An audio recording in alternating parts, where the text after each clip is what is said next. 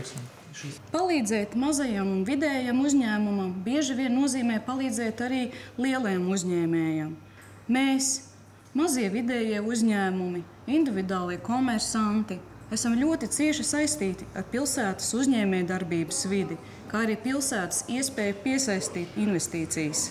Runāju no personīgās pieredzes, jo vairākus gadus vadu savu personāla atlases kompāniju. Tāpēc uzskatu, jo lielāks tirgus, jo plašākas mūsu iespējas.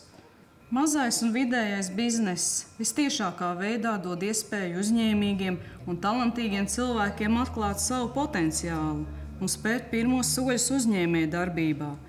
Tam ir nepieciešams pašvaldības atbalsts. Mēs, Reformu partija, zinām, ka pašvaldība var darīt vairāk. Rīga ir iespēja pilsēta, un mēs to panāksim.